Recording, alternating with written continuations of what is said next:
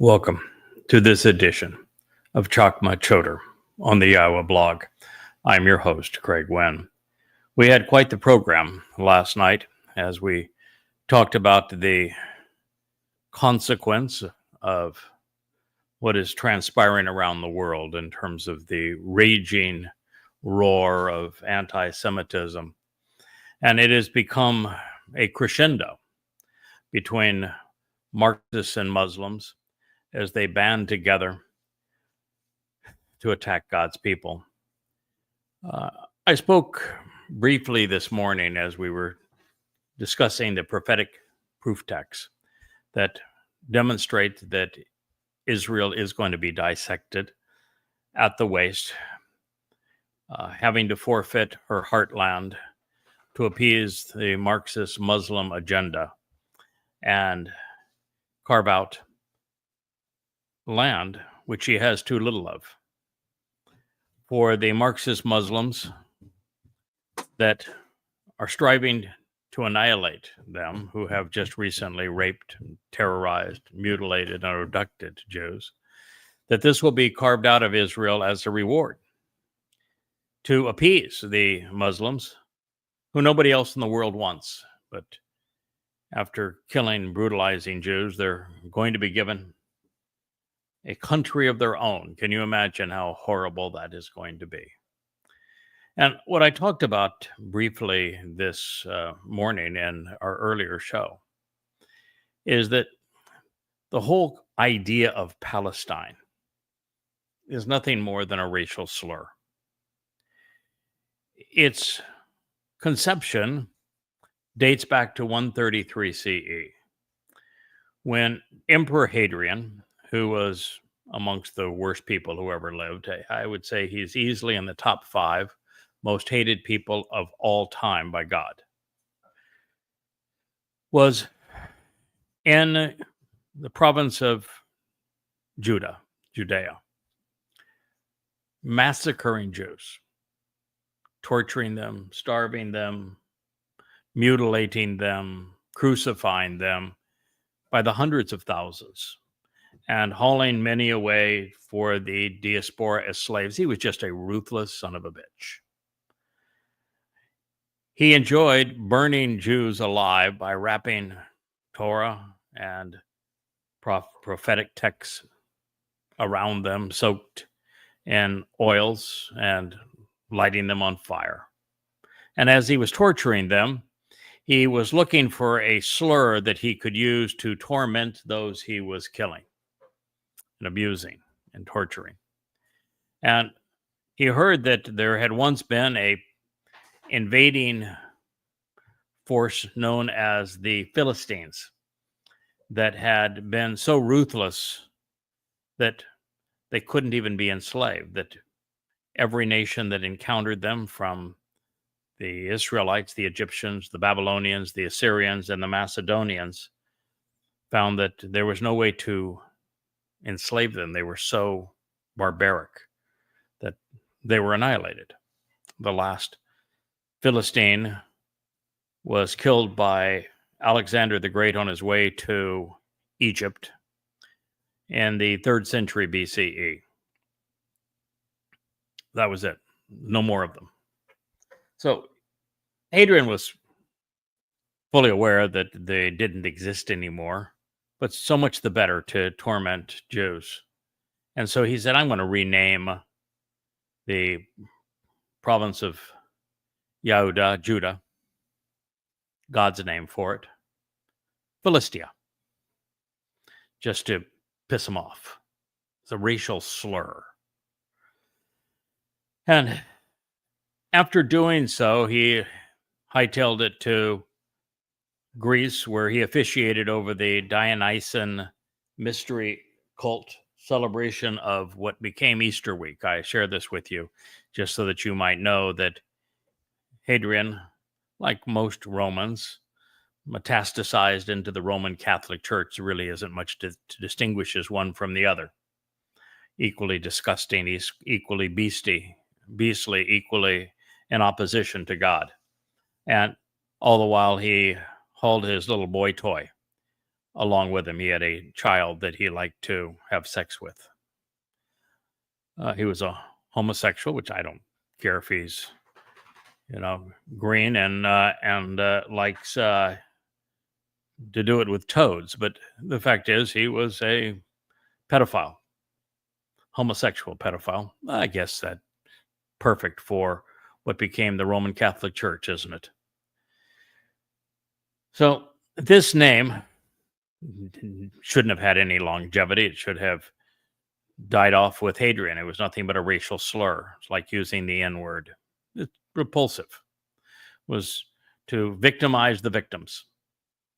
But sadly, Hadrian found an audience that was equally anti-Semitic, the British. And rather than returning to the actual name of the land, Judea, Yahudah, which means beloved of Yah. It's a compound of Yahweh's name and Dod's name. Yahweh's beloved. The Brits being disgusting anti-Semites and very much in having very much in common with the Romans in terms of their desire to occupy, subjugate, persecute foreign lands, decided they would use that racial slur and called it Palestine. So when Israel was reestablished following the Holocaust, and it was only reestablished after the Holocaust because Muslims prevented the establishment of a Jewish state prior to then, because they wanted the Nazis to exterminate Jews as opposed to exile them. That was the request and ploy of the Grand Mufti of Jerusalem when he met with Hitler and changed the Nazi program from exile to extermination. When Israel finally, after the attempted genocide against God's people in Roman Catholic Europe, they, through miraculous performance and odds, the fledgling new Jewish state beat the assembled and aggregate of Muslim nations, assaulting it in the 1948 War of Independence. And then when all these Muslim nations decided they would attack Israel again in 1967, Jews won again. And this time they took over much of the Sinai and much of Syria, Jordan. And the Muslims realized, well, we're not doing very well here trying to beat them militarily. Let's try a different tactic. And because the Russians were the ones that were selling most of the arms to the Muslims, and this was the time of communist Russia, the Soviet Union, the KGB met with the Muslim Brotherhood in Cairo, and this Marxist Muslim alliance decided they would rename the Muslims from Jordan and from Egypt that were in Israel Palestinians, resurrecting the racial slur of Hadrian. And they did so as a terrorist tactic to inflict intifada, violent uprising against Jews. The purpose was genocide of Jews and the obliteration of Israel. That is all Palestine represents. It is not a nation. It is not an ethnicity. It is a racial slur designed to perpetrate genocide. And yet it was under this racial slur, Free Palestine, that blood flowed in Washington, D.C. with the murder of the two Israeli embassy workers at the hand of a Marxist, too foul, too ignorant, too immoral, too irrational to have even thought through the history of that myth. And unfortunately, the world is filled with disgusting people, and they have a new home. It's called X, where perpetrating all manner of hatred against Jews is highly rewarded. You can have millions of followers if you become a raging anti-Semite. X is complicit in the bloodletting among Jews. It's a horrible experience. It's a horrible situation, but that is what we're fighting, and that is the purpose of the role that I've been asked to play, is to expose and condemn those trying to harm God's people, to stand in their way, to despise them because they are wrong, because they are perpetrating a deadly scheme to victimize the victims, and because God cares for his people and he wants them spared for this. And so I stand between the Marxist Muslim alliance and Jews and Israel. It's part of the job. Now, the second statement that Solomon presented pursuant to the Nacri, which he introduced in the previous declaration, reads as follows. Now, this is from the actual Sermon on the Mount. This was given the 7th year, past year 3000 Yah. Year 3000 Yah was when the cornerstone of Yahweh's home was laid in 968 BCE, 4 years after Dod's initial passing. At the same time that Yahweh revealed the 89th Mizmor, which is the most glorious song ever written about Dod and all the things that Dod represents, the very fact that Dod is the Messiah, the Son of God, the returning King of Israel, which means that Jesus Christ is nothing but a myth, a crude counterfeit of Dod. Jesus never existed. Dod did. And God's people, rabbis, plastered over the lie twice over, because Paul was a rabbi and he is the one who created the myth of Jesus and the Christian New Testament. And Rabbi Akiba, rather than excoriating Paul for what he had done and for the lies that he was perpetrating, since it's so obvious that it is Dod who came in 33 CE to fulfill Pesach, Matzah, and Bekurim, and that it was Dod who told us that he would be crucified by Rome in the fulfillment of Passover. And because the rabbis did not figure this out, rather than shaming the Christians and destroying the religion before it even got started, what we find is that they brought a second false Messiah in the world with Bar Kokhba, from which Israel gets its star. He was the son of a star, and it is what caused the Hadrian to come in to Judea to start the diaspora and to rename the land, which is what is causing the very conflict that is ultimately going to be so caustic to Israel now. So this is what Solomon said.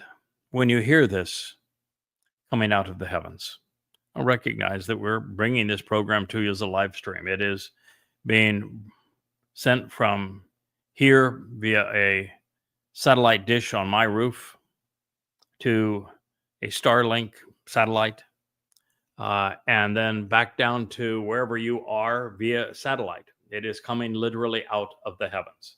And I think my friend Wookie wants down, so we're going to accommodate him now. So when you hear this coming out of the heavens, listen to what comes from the spiritual realm. Within the location where you live, no matter where you live, then engage and act accordingly, doing everything which to show the way the Nacri, this observant foreigner and responsive man from a different ethnicity and geographic location who understands, has proclaimed, and has invited you to read, summoning you for the express purpose of serving as a witness and as a teacher who provides answers such that all the people of the earth will have a genuine and ongoing opportunity to become familiar with Yada, to know, to acknowledge, to accept, and to understand your marvelous name. Coming to respect and revere what pertains to you, speaking of Yahowah, simultaneously along with your people, Israel,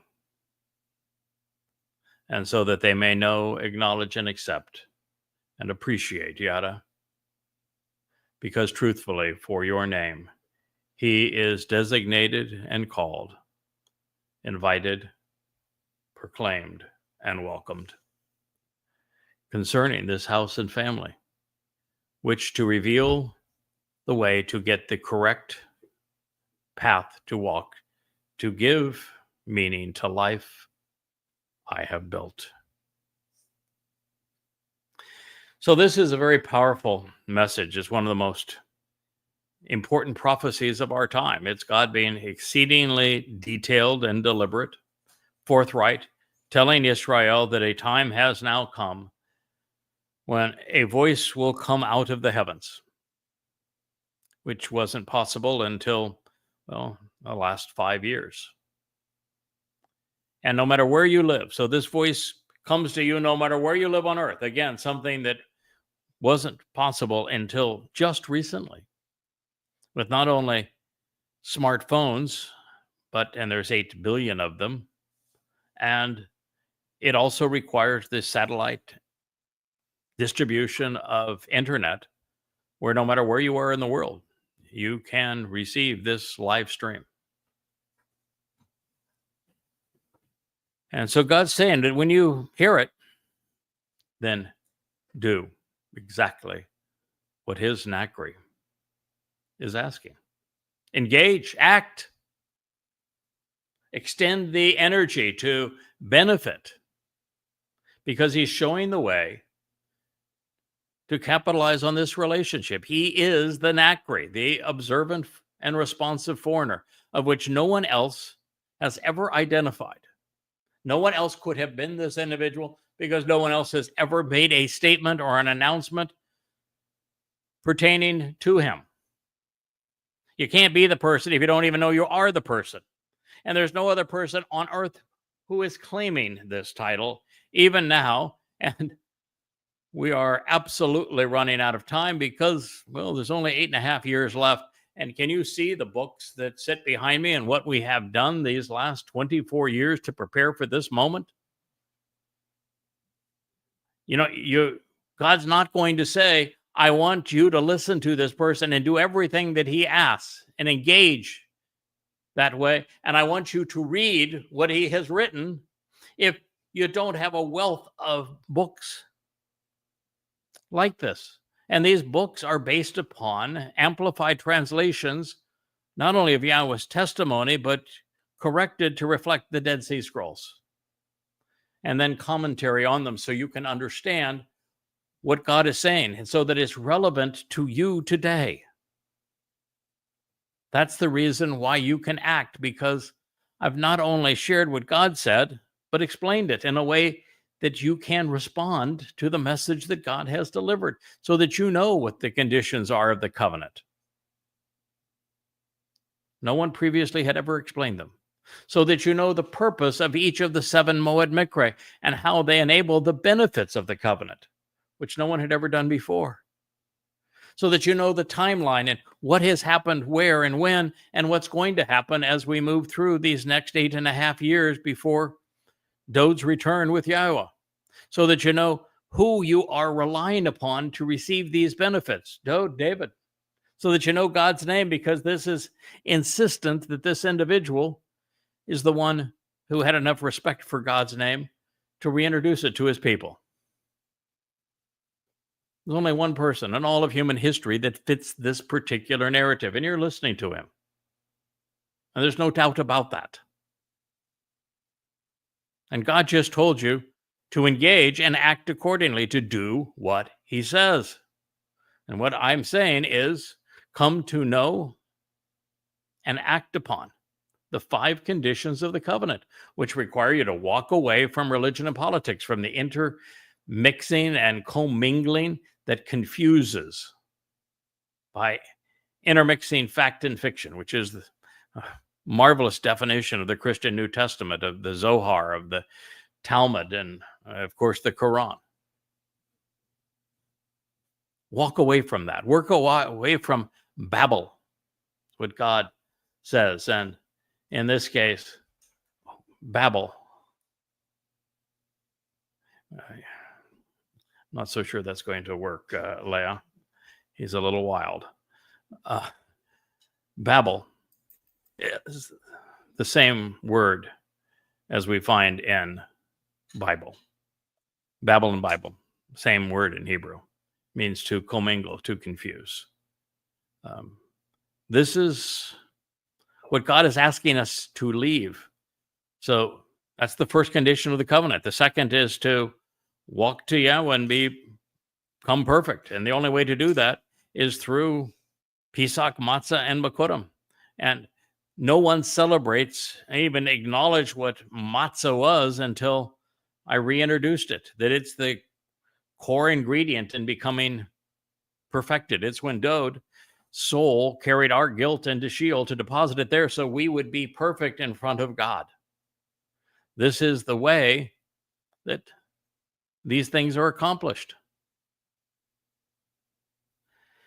And the third condition is to trust and rely upon Yahweh, not your religion, not your political party, not your military, on Yahweh.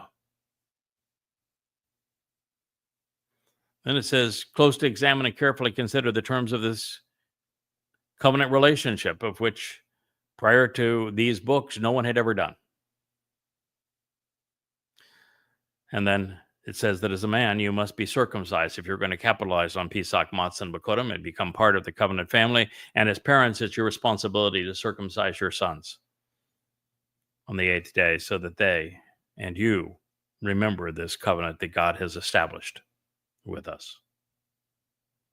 These are the conditions of the covenant. You need to act upon them. You need to respond to Yahweh's invitations to join him 7 times a year to celebrate the Moed Mikra. Pesach, Matzah, Bikurim, Shabuah, Towrah, Kippurim, and Sukkah. And you need to know what they mean, what they represent, when they are to be observed, what you gain from them, what God is offering through them, who fulfilled them, and who will fulfill them going forward. You need to accept the realization that it is this Nakri, through close observation, is the one that reintroduced the proper pronunciation of Yahweh's name, reintroducing Yahweh to his people, and that you need to start cherishing his name. You need to understand that it is his son, David, who is the actual Messiah, the Son of God, the returning king, and not that reprehensible myth of Jesus. These are the kind of things that the Nakri is asking of you, and God is telling you to do what he says. I'm also the one who has invited you to read and recite and have 35 books all freely offered. Don't charge you anything. Don't even ask for your email. You come in, we don't even track you. We have no idea who is visiting the site. Don't much care. You are free to come and go without any interference and read every page of every book. All 35 of them. They're all for free. You can even buy them royalty free if you want to have a softback, paperback from Amazon. Fair warning, they're big. The average book is about 650 pages. They go up to 825.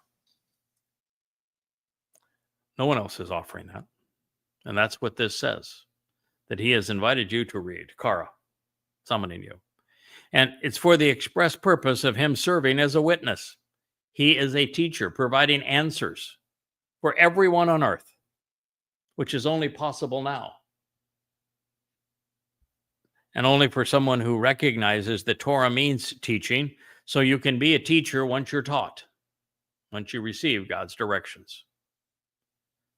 And this specifically says that they understand your name. I'm the first person to do that.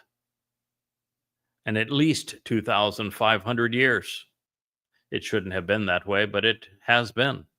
God's people have deliberately, knowingly, purposefully erased God's name from his own witness and from their lives.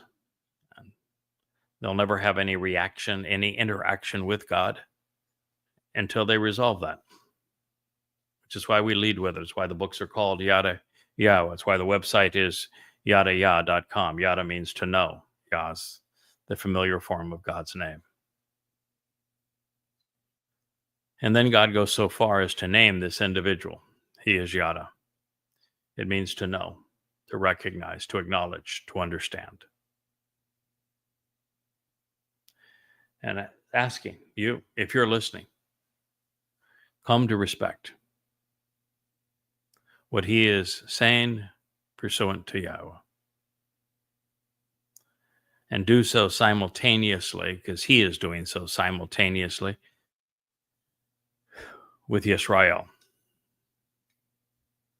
And also so they may know, so they may acknowledge and accept, even appreciate Yada.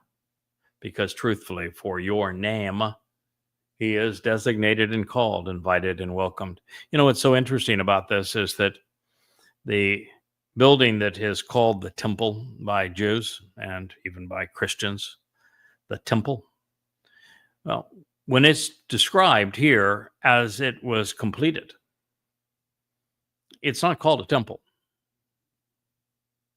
It's called a Bayeth, which is a home of the Shem name of Yahowah.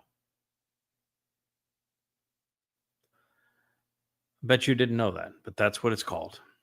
The home of Yahowah's name. And here is this Dacry sharing that with you and telling you that God's name is Yahowah. You know, we even now have a Facebook group called Yada Yahowah. It started this week. And the website is Yada Yah or Yada Yahowah, either one.com. We serve the house and family of God. Now, whether you are a Yehudim, a Yisraelite, or a Goyim, and no matter men, Makom, Yashab, Ata, where you live, so that you are properly established in your life and endure, Yahowah is instructing you to Asha, Ka, Kol, act and engage, doing everything his designee, this Ha-Nakri, the observant foreigner, has proclaimed and read aloud. I am reciting these translations to you now. That's the purpose of this program.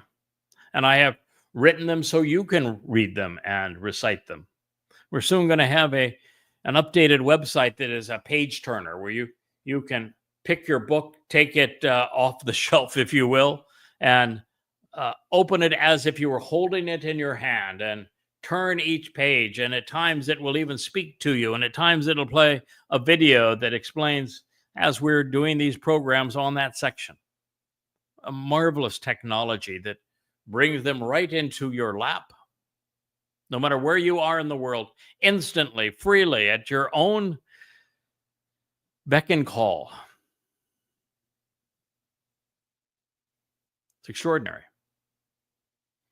Now, it's interesting that in Yeshayah and every place else, this individual that Solomon is calling the Nakri is called the Nakar.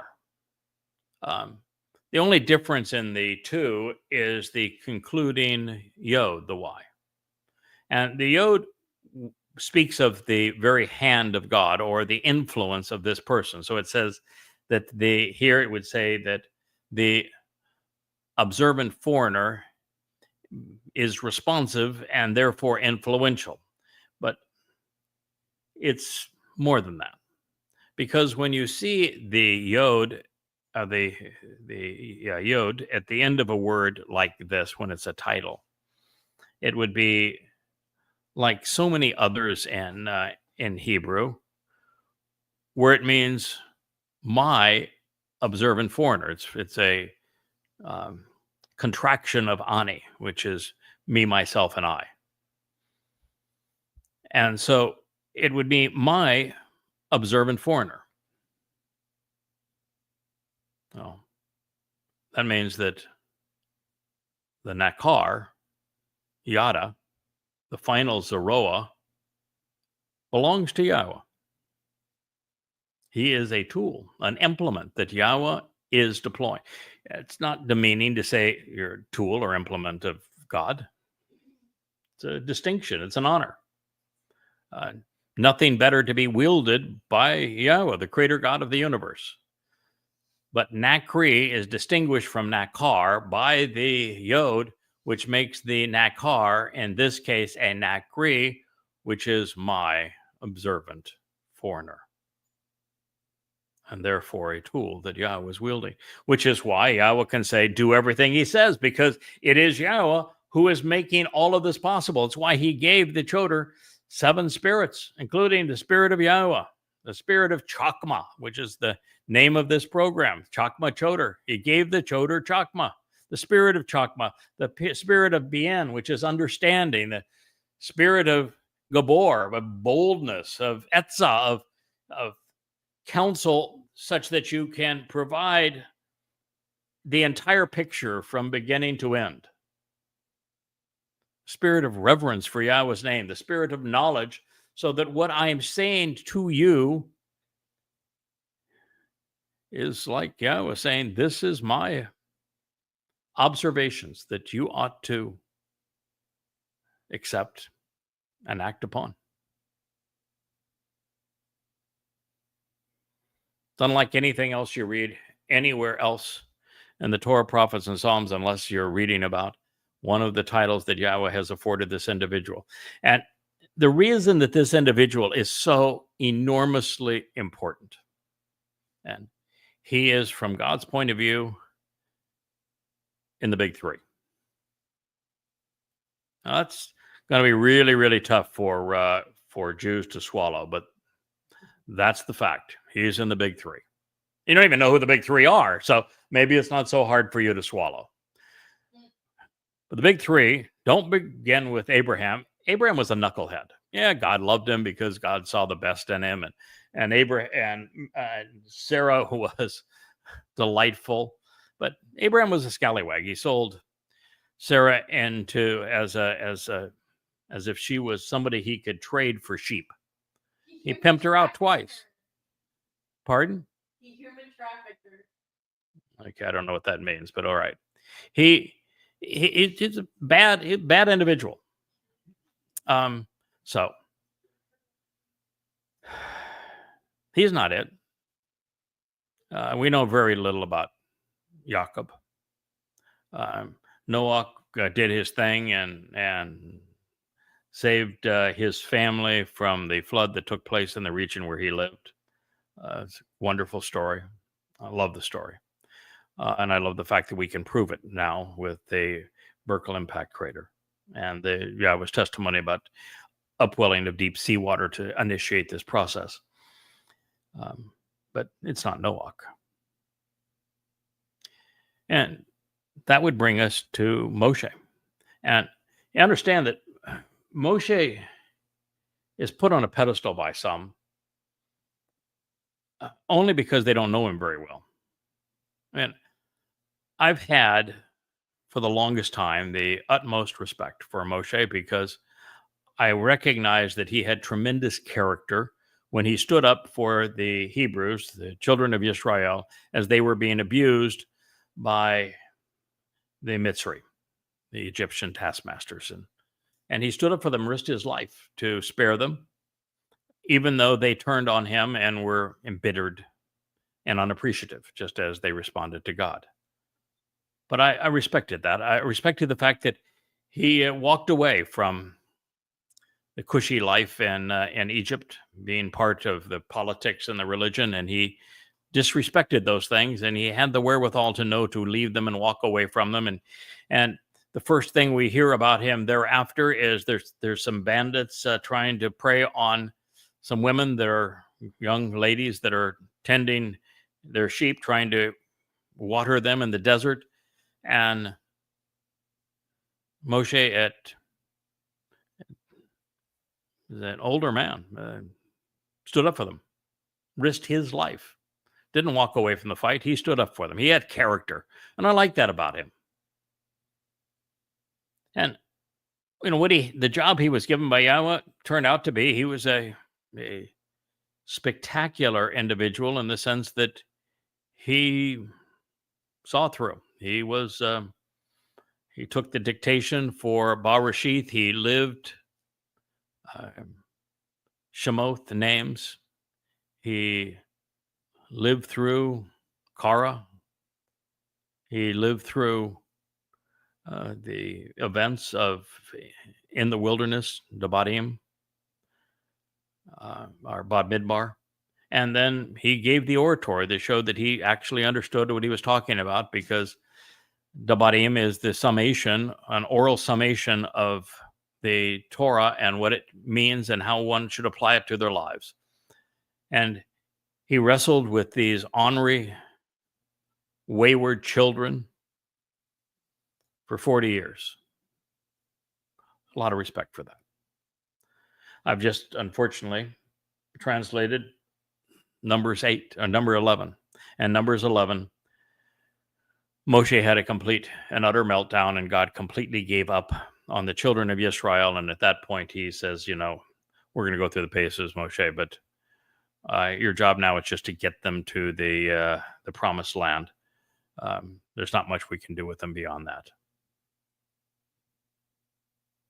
It was a horrible experience. He had a complete and total meltdown.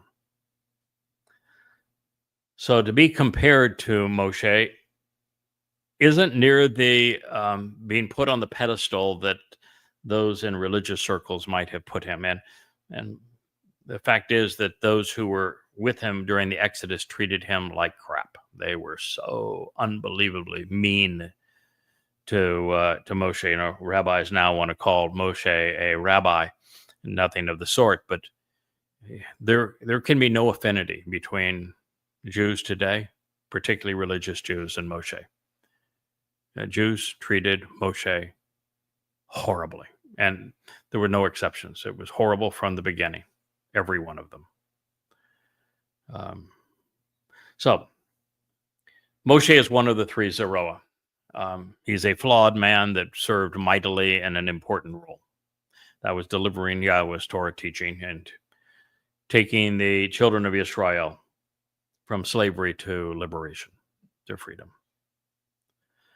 The greatest of the three, the big three, is the one that the Rabbi Paul and then the Rabbi Akiba both bypassed, that completely and totally ripped off, raided, robbed, raped.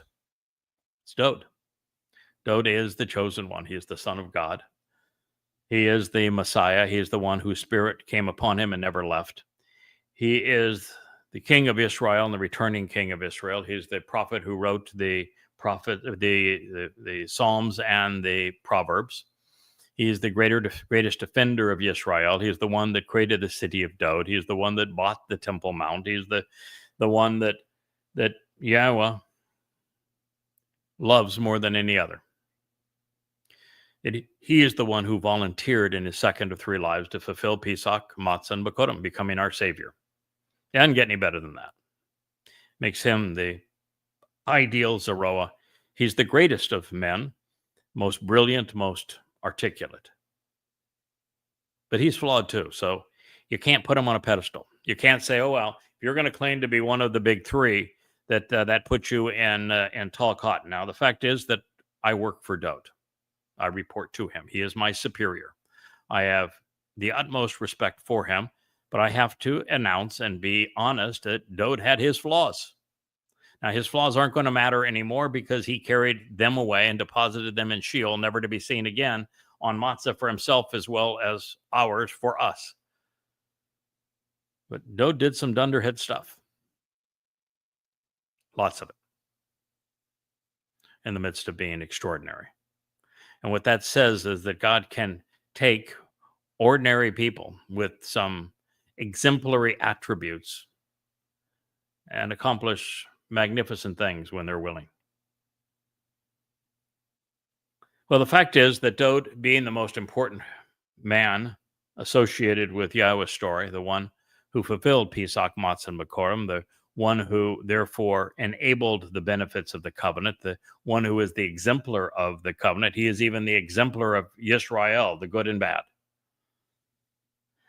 The chosen one, the one that Yahweh chose to be king, and the one that Yahweh is bringing back to be king of everywhere and forevermore. He is the only way that you get into heaven because of what he did on Pesach and Matzah leading to Bikurim. This is not known without the third of these unique men, Yahweh's Nakri.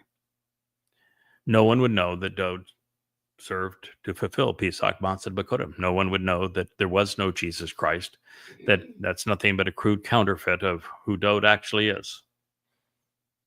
The Messiah and the Son of God, our Savior, who was crucified by the Romans in 33 CE. That does not make Jesus Dode, and it doesn't mean that any part of the Christian New Testament is true. It's all false. But the myth of Jesus was based on robbing Dode and then mixing the resulting Jesus with a whole lot of Dionysus. But no one knows.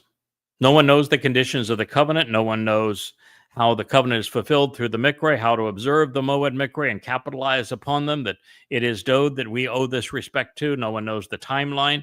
No one knows that the Shabuah harvest is happening, the Towrah harvest. No one understands the sacrifice of the red heifer, who the adulterous woman is, when Yahweh is returning, who he is returning with, why he is returning, what they're going to accomplish once they return, who is not going to be there at that time. None of it is known. No one even knows God's name. And if none of it's known, no one can capitalize. There is no homecoming. No one recognizes who the actual Messiah and the Son of God is, who our Savior is. No idea of the timeline. Jews are off by almost 250 years because of the lies of Maimonides. And if nobody knows, no one's capitalizing. If no one's capitalizing, there's no homecoming. There is no fulfillment of Shabuah, Towrah, or Kippurim, and therefore there's no return to the Garden of Eden as part of Sukkah. So this role of the Nakri is vital because the story falls flat. There's no reason for God to return. The earth is destroyed, as he says several different times. There's no end to the time of Jacob's troubles. So there you have it. That's why this is so vital. The role of the Nakri, also called the Choter, also called the Nakar, called the Kol of voice of Yahweh, called the Bashar, the herald of the king, called the pay mouth of God, called the Ed and Edah, the restoring witness, the Malach, spiritual messenger, referred to as the Adamah Parah, bloody red man of the earth who is productive, and also the red heifer, called the man from Edom who comes out and saves many,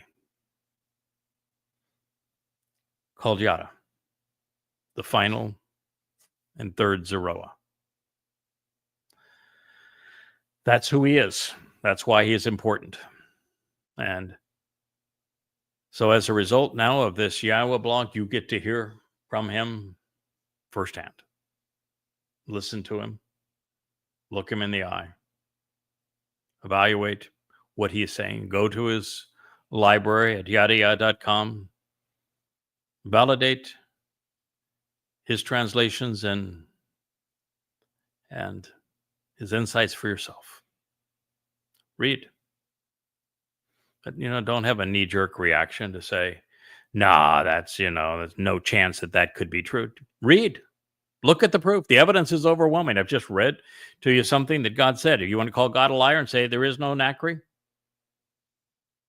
that he gave you this specific prophecy that is being fulfilled right before you're listening, and you want to say that? Nah, God, he didn't know what he's talking about. You want to say the man who has more insights relative to God and to his son than anyone in human history is wrong? When God said, listen to him, do as he says, read what he's written? I don't think so.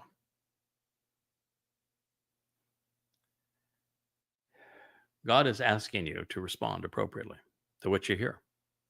He even announced 3,000 years ago that you are in a position to hear his voice, as if it were coming to you out of the heavens, from a cloud, from the satellites, which provide international internet coverage. It is almost as if he were aware that I would be reliant here on Starlink to disseminate our live streaming programs, where I most often recite my translations of his word aloud to you in these programs. Even then, it is not enough for you just to listen. This is not a passive relationship. You're being asked, you're being invited to become part of God's family, on his terms, of course, but to be part of God's family. And you cannot be part of this family and be a couch potato. You need to participate. You heard that saying, be off to the side, because even though my wife does work 14 hours a day creating content for Yada Yahowah and for the YAHOWAH blog, and she released a beautiful, powerful song just last night. She is sitting over on the couch over with Rich, and now that Rich is here to produce these shows, which Leah was doing and continues to do from time to time, it frees Leah to be a co-host of this program rather than just sit on that couch. And so she's giggling because it is YAHOWAH that is urging her to do this, and she is an introvert, so she's not quite as comfortable in front of the cameras. And I keep on telling her, if you think this is comfortable, I've got 14 studio lights that are trained on me right now. I'm sitting in this chair in front of this Shure microphone. I am looking at a Canon X60 professional camera in the lens. I sat down here and said, go. And here we are. Every show is live. Now, if you think that it's easy, comfortable to sit down in a chair like this and do all of that for over an hour, 2 to 3 times a day, while you're also spending time fighting the battles in social media, where for the most part, it's a horrible experience. And X is a literal hive of anti-Semitism. And then, the highlight, of course, is translating Yah's testimony, which I've just finished, Numbers 11, one of the most insightful, powerful, rewarding passages that I've experienced thus far.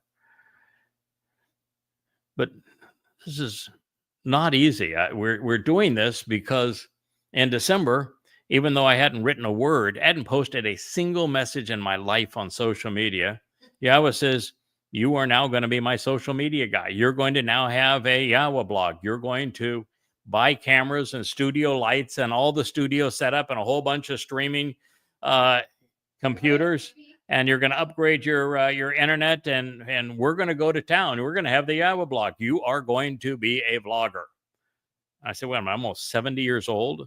Vloggers are, for the most part, 20-somethings in mom's basement. This is what you want me to do after 23 years of translating and writing and being quiet, and then sharing that experience through the books, and this is what you want? Yep, that's what I want. Okay, sir. That's what we'll do.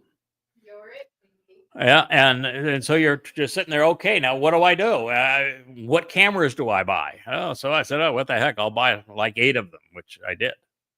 What lenses do I buy? Well, I bought a bunch of them too. What microphones do I buy? I probably have 20 of them. You know, what kind of lights do I buy? I probably have now 50 of them. What kind of gear do I have to hold all this up? What kind of computers do I buy to stream all this? What service do we use to make all of this possible? Do we dare do everything as a live stream as opposed to record it and edit it and buff it up? How do we get everything to work together and to coordinate? And I live in an island in the middle of the ocean. How do you do all of that? Well, the answer is expensively.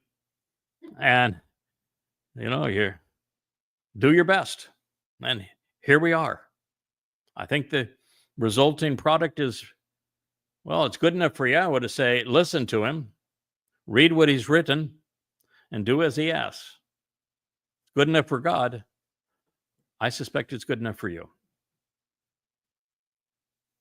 And it will be nice to have a beautiful Jewish face and voice adding to the chorus of this message. So it's just a matter of time.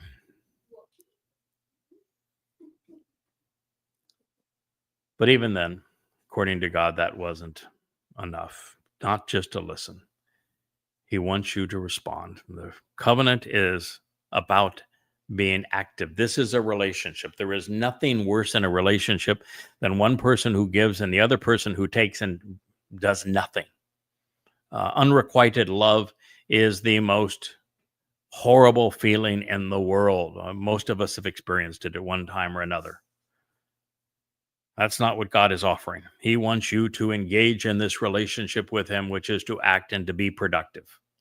And the thing that he enjoys the most is teaching so that we can learn. And then once we learn, he wants us to share. So you can be assured that Yahowah, 7 Ruach are inspiring the dialogue that we are providing, which is the only way that God can say with confidence, listen to what he is reciting, read what he has written, and act upon what he asks. There would be no other way to do that unless he knows that we are guided by his Spirit and his Torah instructions. Now I realize that had Yahowah not inspired Solomon to profess his request, this would sound preposterous. And that is especially true for Jews who have only afforded this autonomy to rabbis, who I just besmirch. And it's even more difficult from them because God said he would be not of your people, this Yisrael, that he is a Nakri, an observant foreigner. But he is the man from Edom, not the man from Yahud. Now, it's true that even being the man from Edom, I am Jacob's brother. And so there is that correlation. But there's no denying Yahowah's statement. It's all-encompassing. It's unequivocal. It is very detailed. It is irrefutable. And the context is extraordinary, which is why we shared all of it leading up to this point, and we're going to continue to share it as we move through the end of this chapter, the 6th of 2nd Chronicles. And in this particular case, God said, I want you to do everything. Kol means all. That's all means. To benefit from Yahowah's Nakri, his observant foreigner, you must listen to and do everything that is asked of you. And that's a lot. God has very high expectations. And we're here to meet them, to exceed them, to make him proud, to achieve what he wants on behalf of his people. It's not a selfish undertaking. However, we get more out of it than we put into it. That's the nature of working with God. But there is no mistaking the fact that it is laborious. You're going to be asked to contribute a lot. And there are a number of people now in the covenant that do a lot.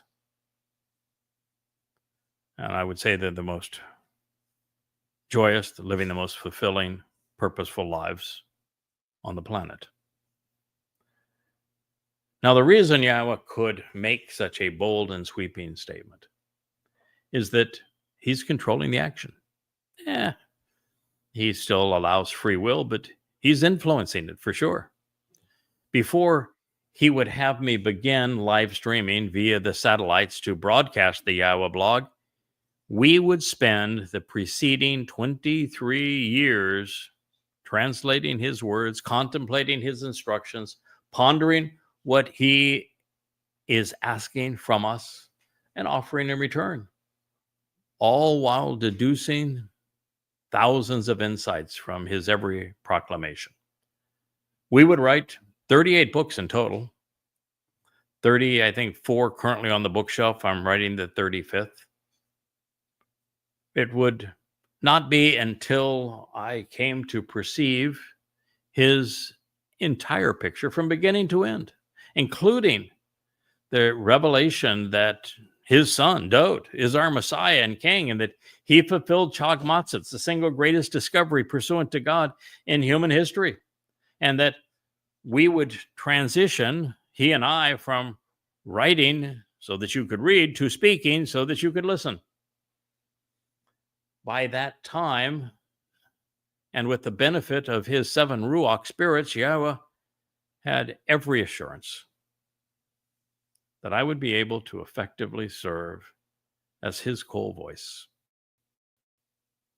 such that I would say what he wanted conveyed. As we began just a few days ago, the Yada Yahowah group on Facebook, a number of people began to share their personal story, how they were introduced to Yahweh and began to learn as a result of these books and these programs. And now it fills the page. It's one wonderful story after another, many of them even videotaped. Some of them so powerful, it's you don't know if you want to laugh or cry or do both at the same time, because these are just transformational moments and lives that have gone from exceedingly rough circumstances to glorious. As I told one very enthusiastic member of the covenant family who was about as low could be, that we are defined one way or another by our roughest moments, either because we succumb to them or because we overcome them and develop character in the process and confidence as well, which is something he has. And it's just one marvelous story after another. And one of the things that they all say is that over these many years that I've done tens of thousands of radio shows and blogs, and now the YAHOWAH video blog, that there is a certain tenor to this voice. That there's a passion, there's a depth, there's a resonance, there's an aura of confidence, of assuredness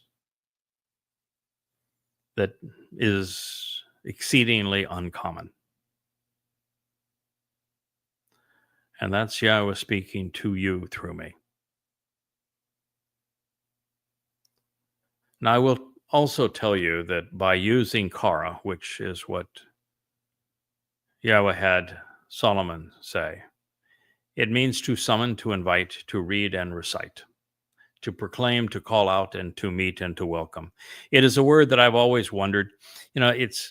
It is one of the most important words it's a verb in the Hebrew lexicon. When I had the boat that I cruised to reach this island, I named the vessel Kara, which means to provide a welcoming invitation.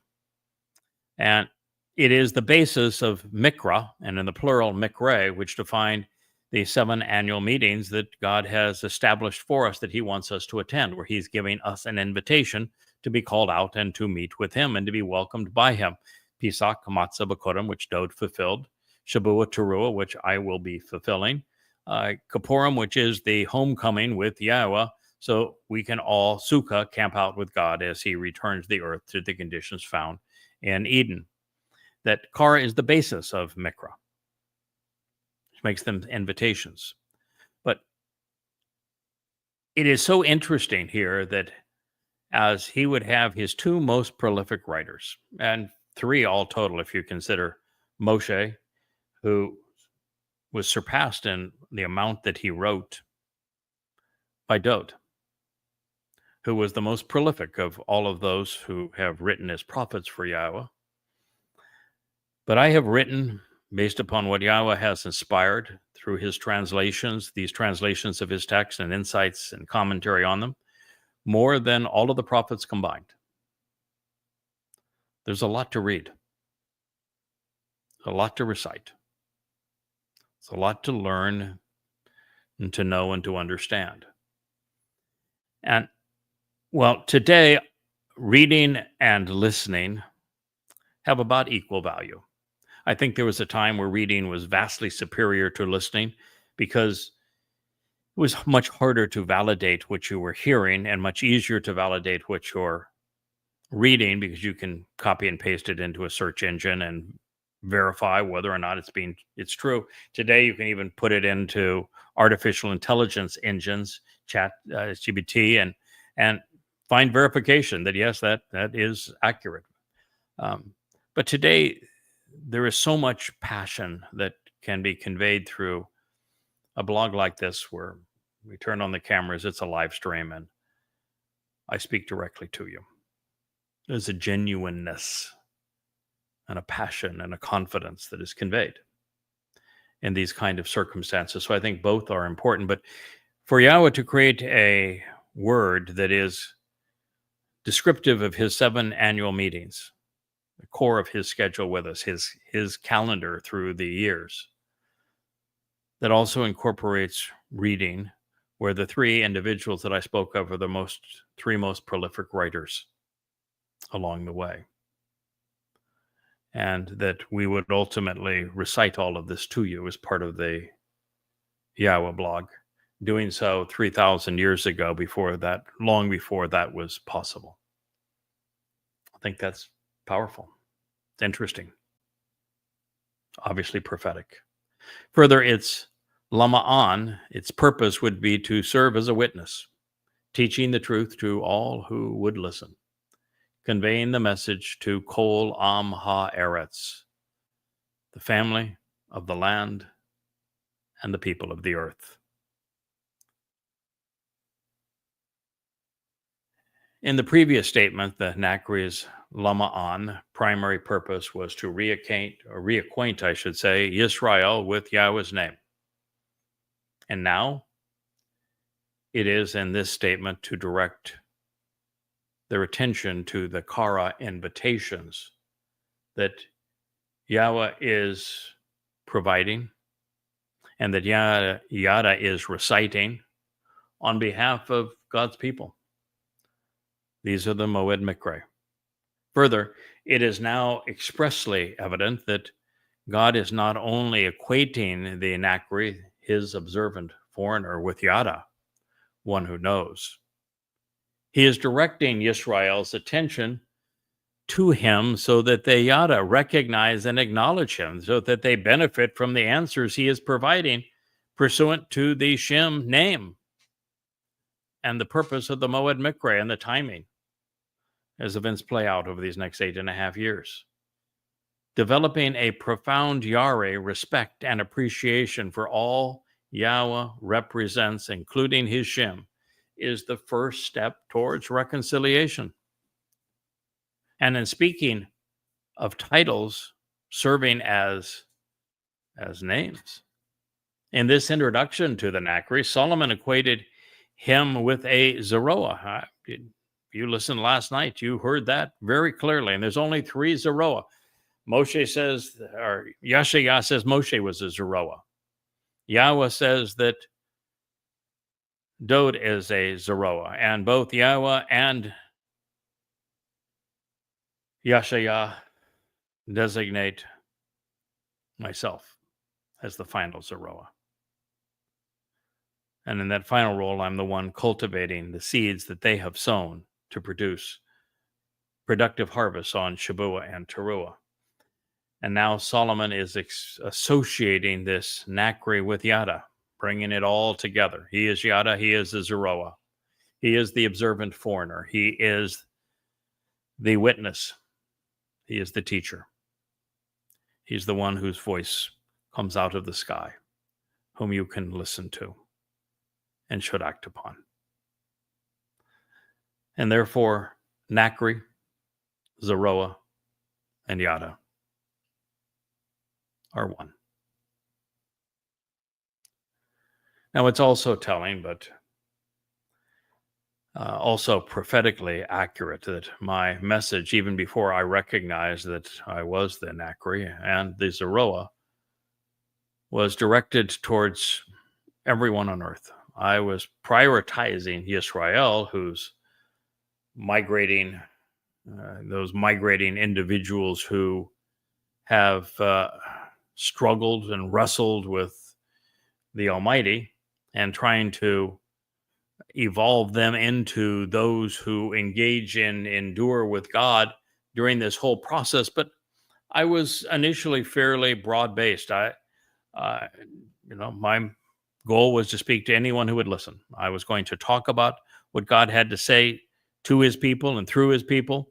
But the fact of the matter is, if you asked me to participate on a radio program and that audience had 1% Jews or 99% Jews, I was going to go there and do it. And I did.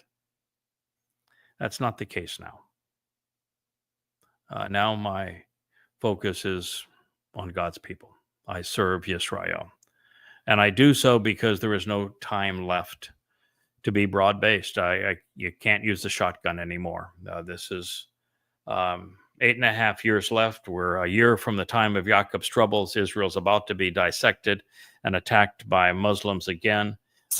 It is either you stand up for Israel now and you focus on awakening God's people and returning them to Yahweh's name, or there is no tomorrow. And so you need to know I'm now devoted entirely to Yisrael. If you are a Goy and you listen, wonderful. There are a lot of wonderful Goyim who are part of the covenant and who are going to continue to join the covenant. And as this prophecy says, glad to have you. But understand that you're joining a family that is rooted in and devoted to Yisrael and Yehudim. That's not appealing to you. This family is not for you. Now, of course, even more revealing, since I had invested more time translating the Torah and Nabi than the writings up to this point, still writing anonymously under the nom de plume of Yada, I would not have noticed this prophecy regarding the Nachri had it not been for Zeroah. It's Zeroah that brought me here. At the time, I was trying to expand my understanding of how profoundly important the word Zeroah is, all that it represents as a title, and the realization that through the Torah, Zeroah is used to describe the sacrificial lamb. So it's directed towards the fulfillment of Passover. And therefore it applies, of course, to Dod once you realize that Dod is the Passover lamb. But it's also applied by Yahowah to Moshe. And here to me. It's a number of other places as well. And obviously, I'm not a sacrificial lamb. I'm presented as a bull. I'm sacrificed, but not as a lamb. And when you read it in Yahowah 17, as we did this morning down in the Rainbow Studio, you quickly realize that the reason for the reference to the Zeroah and Yahowah 17 is he is the one cultivating those two harvests that Yahowah spoke of, which are Shabuah and Towrah. He is the one cultivating the seeds to have a productive harvest. And so I was looking for the full breadth of the meaning of the word, which is from the Hebrew root, the actionable root, zerah.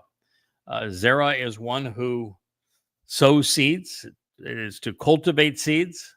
It is to work such that the seeds take root and grow and produce a productive harvest. And so as I was searching, and I decided this is such an important word, I'm going to study every single use of Zeroah. And oh my God, I came to two that were just flat out amazing. This is one of the two. And I realized, well, I've been brought to this because I am this. And then the next one that I studied after this is Yeshaya 53, that profound prophecy that speaks of us going astray and that our guilt was laid on the Lamb of God, Passover lamb, Dod, where he carried it off into Sheol to deposit it there, never to be seen again. Well, that narrative, that profoundly important prophetic narrative that describes the purpose of the fulfillment of Passover, it's introduced by asking the reader to first come to understand the identity of the Zeroah. And that only once you understand the identity of the Zeroah will you be in a position to understand the prophecy that follows. No one ever spoke of an individual being a Zeroah prior to this study of Yahweh's testimony in Yada Yahowah. And so it was Zeroah that brought me here. Just as I was trying to understand the use of this word. Now, that's one of the reasons that I have found it interesting that Solomon doubled down on his depiction of Yada, because it was at this time that I had to recognize that Yada is the name that I have chosen for this work, and I appreciate when Yahweh references it, but the fact is that he is also using Zeroah and Nachri and Choter and Bashar to describe the mission that we will be fulfilling. And so Yada is one who knows, who understands, who acknowledges, who is familiar with. And just as he did with the title Nachri, the observant and responsive foreigner, in addition to Lama'an, the prioritizing witness, God reemphasizes the importance of Yahweh's his Shem through him, that he is reintroducing his name to his people through Yada, through the Nachri, through the Lama'an. And he's inviting you to respond to this kara, this invitation, and use it to read or to listen to what is being recited. Because the 35 books at Yada Yah are presented at yadayah.com. They are all free. And there are hundreds now of episodes of the YAHOWAH blog on Facebook, YouTube, X, and they all serve as a fulfillment of this prophecy. And so you can capitalize upon it. And you now see a very specific fulfillment of God's declaration. It's here. It's being offered by Yada, the Nachri, God's Zeroah, and nowhere else. Of course, it is further affirming that the focus of Yada Yahowah has been on the Be'ah, the family of God. I was the first to deduce the covenant's 5 conditions and benefits, and to equate the Bereth, this covenant, with the Mikre, the invitations to be called out and meet God. I'm not bragging here. I'm just telling you what is true so that you can capitalize upon it, so that you know how unique this situation is, because we have very little time left and you need to capitalize on what I'm saying to you. Of course, all this was made possible by the other word that has appeared numerous times in this prophecy, and that is Asher. It is the path which reveals the benefits of the relationship. Asher is the first Hebrew word I translated 24 years ago, and it has led to everything that has followed. And it was Asher in 2 Samuel 7 that began it all, the greatest of all prophecies. That's what's brought us here to this understanding.